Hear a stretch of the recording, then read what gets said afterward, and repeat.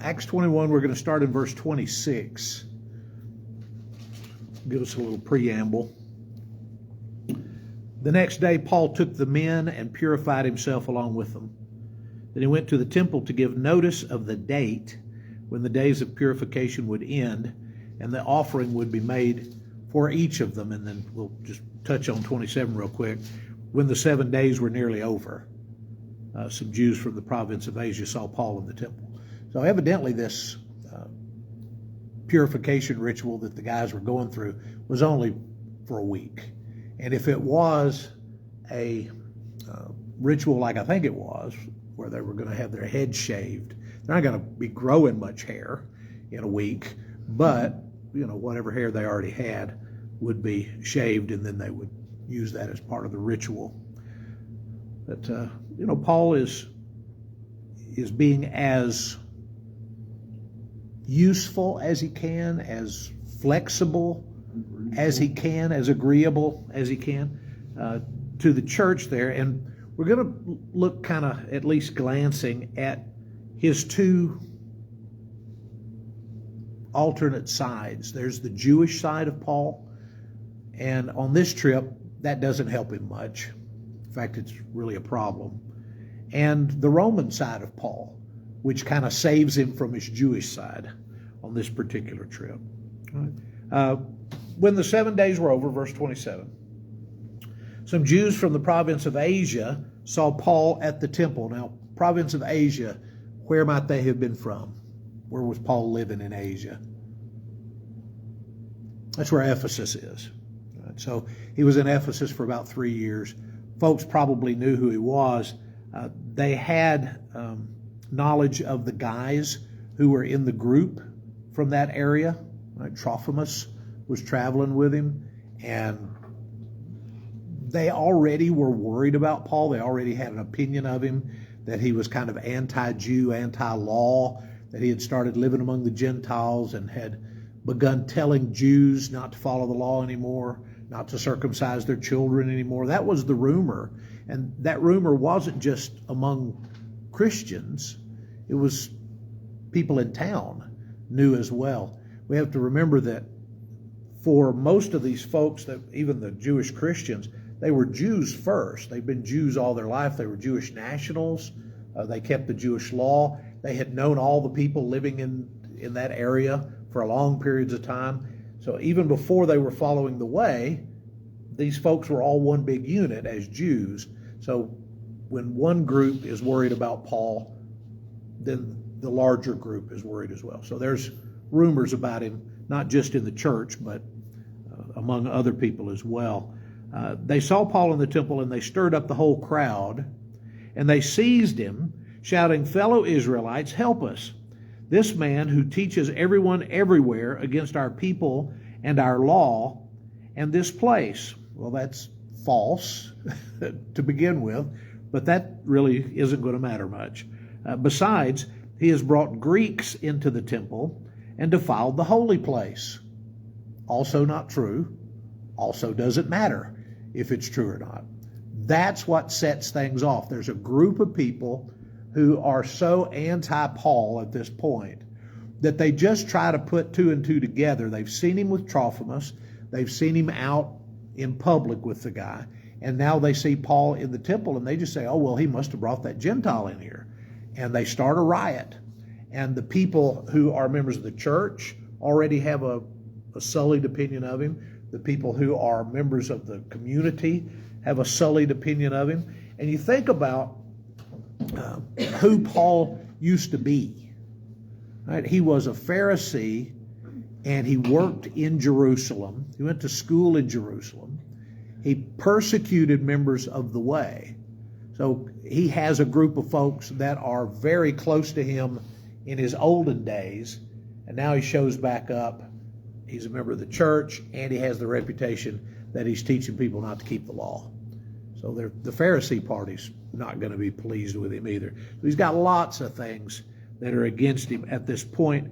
And then the general public is going to be a problem because we're in a feast cycle. We're told that he was wanting to get to Jerusalem in time for Pentecost. Now, among church members, that might have been a special occasion because the church started on the day of Pentecost, probably about 20, 22, 23 years prior to this. And so it's exciting for them that Pentecost is coming, and Paul wants to go be in Jerusalem, take this gift, and be there in time for Pentecost.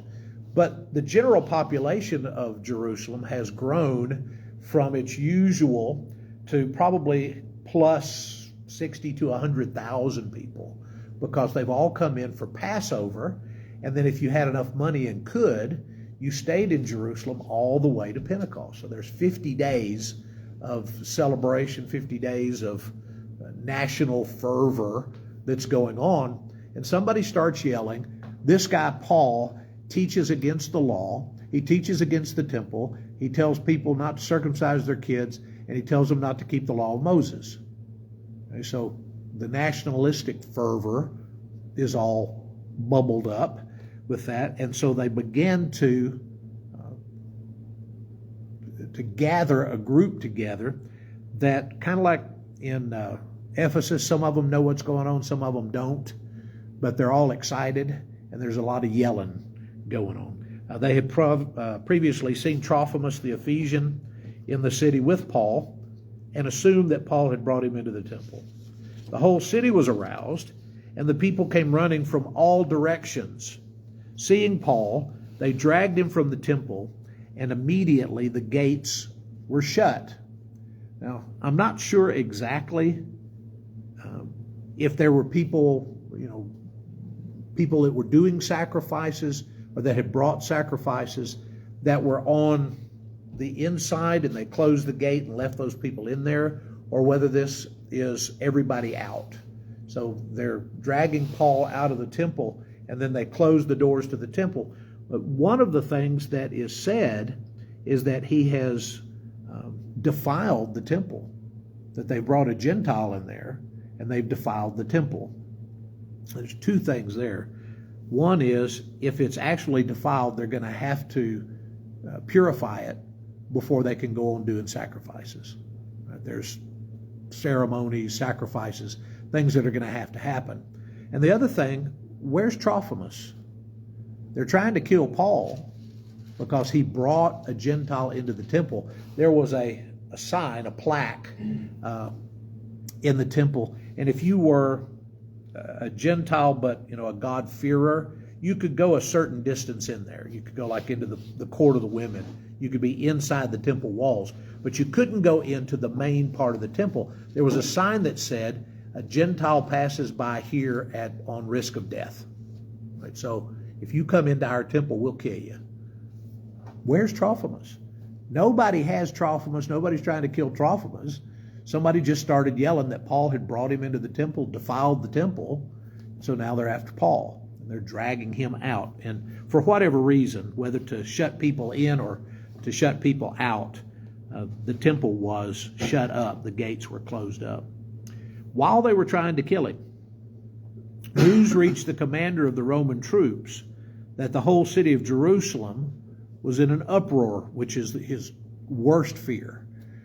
He has a job of being there at the Fortress Antonia, which is next door to the temple. They had an upper level where they could actually look from the top of the fortress down into the temple.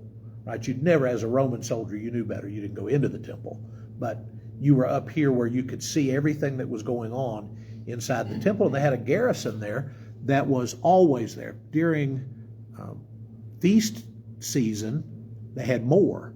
They would bring down a bunch more from like Caesarea Maritima out on the coast. They would get more soldiers in there just in case there was a problem. And if you got through Passover and through Pentecost and all those guys go home, then you breathe a big sigh of relief. You didn't have a big problem that year. But all of a sudden, there's screaming, there's yelling, the whole city is in an uproar. Something's going on at the temple. They've closed the temple gates. This is bad. So he immediately responds. He at once took some officers and some soldiers and ran down to the crowd. When the rioters saw the commander and his soldiers, they stopped beating Paul. So at least they have enough fear or respect for these Roman soldiers that they're not going to keep beating Paul when they're there. Now, we're going to find out a little bit later that they keep trying to get to him. I kind of see this as a standoff. You got the soldiers who kind of take custody of Paul and pull him away from the crowd, so he's not getting immediately beat up, but as time goes by, they gain some more momentum and a little bit more fervor, and they come back to try to get Paul again. They arrested him, ordered him to be bound with 2 chains. So he's bound with 2 chains. He asked who he was and what he had done. Some of the crowd was shouting one thing, some were shouting another, and since the commander could not get the truth because of the uproar, he ordered that Paul be taken into the barracks. So they're going to take him to the Fortress Antonia, which, like I said, is right next door. You can come out the front of the temple and just make a U-turn and kind of go around the side of the complex, and the Fortress Antonia was right there. Big set of steps that went up the front of the fortress. When Paul reached the steps, the violence of the mob was so great, he had to be carried by the soldiers. Now again, most of these people are not sure why they want to kill him. He's got a group maybe of church members that are there. Can you imagine that? If you were a church member and you were kind of siding with the other Jews because you had heard that he teaches against the law, that he tells people not to circumcise their kids, that he's anti-Moses. But for sure, the Jews, and perhaps particularly his old group, the Pharisees, they're having to protect him by carrying him up the steps of the Fortress Antonia. The crowd that was following them kept shouting, "Get rid of him." Does that sound familiar? A group of Jews yelling, "Get rid of him, get rid of him, get rid of him." What shall I do with this Jesus whom they call King of the Jews? Crucify him. Away with him. Right? These things are true. Mob mentality. Yeah, mob mentality. I meant to look again for that quote. There's a quote that I heard years ago, and it has to do with somebody said that people are typically very rational beings. And the answer was, a person is a rational being. People are not. You know, once you get a group together, maybe it gets out of hand. And this one did. As the soldiers were about to take Paul into the barracks, he asked the commander, "May I say something to you?" And evidently he said it in Greek. And the commander replies, "Aren't you that Egyptian who started a revolt and led 4,000 terrorists out into the wilderness some time ago?" So that's where he's landed. Mine says, "Then you are not the Egyptian who some time ago stirred up a revolt." Yeah, so he was decided that that's who that was. Paul speaks to him in Greek, and he goes, "Oh, you're not that guy?" Oh, I see. Okay. Okay. And it's not mentioned anywhere that any of them were yelling that. It's just, that was in his set of cue cards as to, things to watch out for at the feast. There's an Egyptian guy somewhere that has 4,000 recruits. And, what if he comes back up from Egypt during the feast and tries to start a rebellion? There were more than a few minor rebellions against Rome during this time frame. There were 2 or 3 guys who claimed to be Messiah and got groups together and tried to do something about the Romans. And typically it was at feast time. Here's a group of people that get together for Passover, and they're talking to each other about how God used Moses to bring them up out of Egypt, and about the stomping he put on Egypt as he was bringing them out.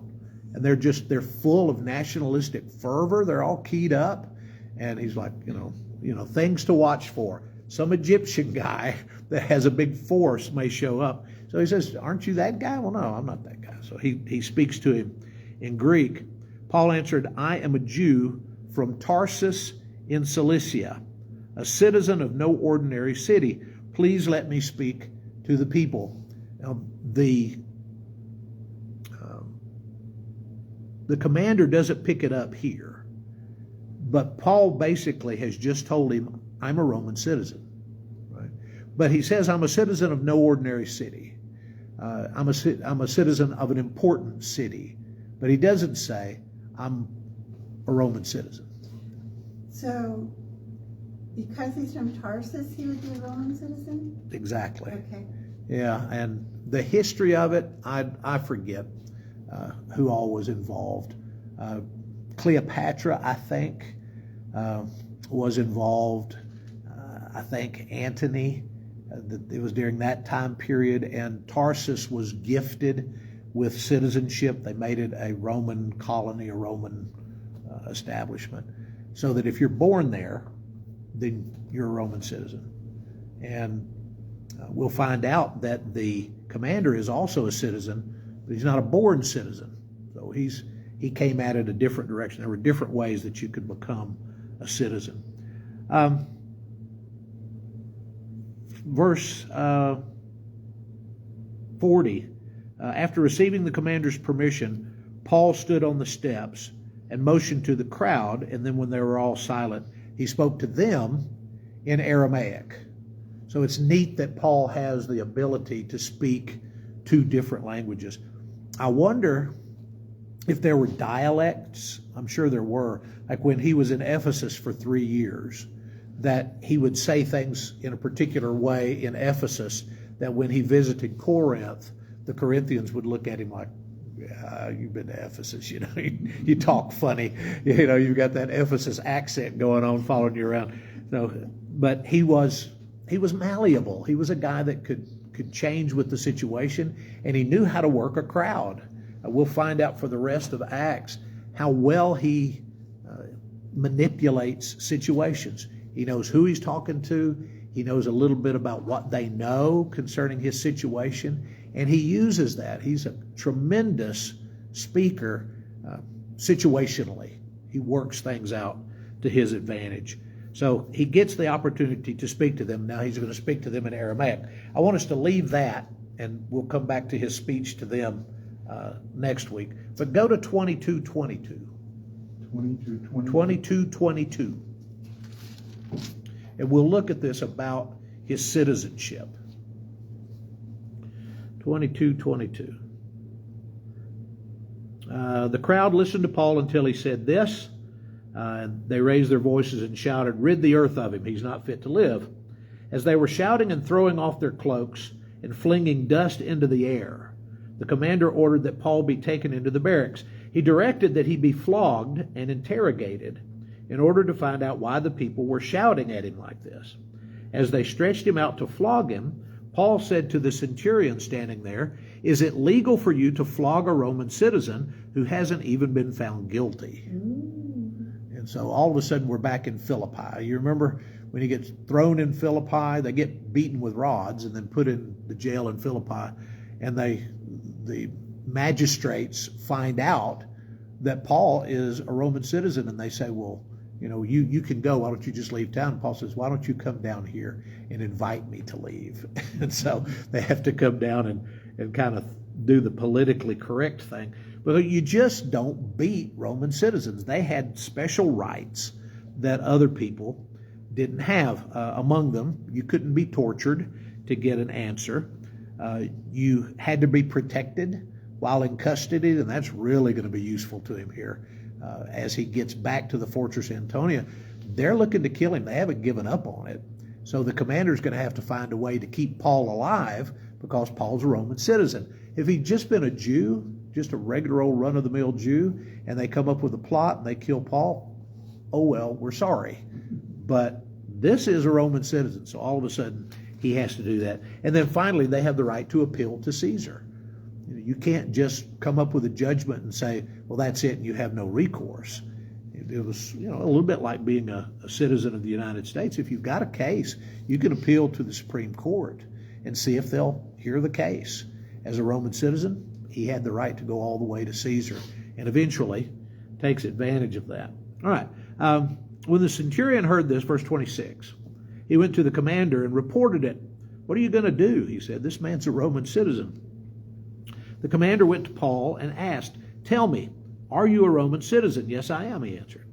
Then the commander said, I had to pay a lot of money for my citizenship. So that's one of the three ways. You could buy it if you could get enough money together. You could purchase citizenship. You could be born into it like Paul was. And the third one is kind of one you don't really want.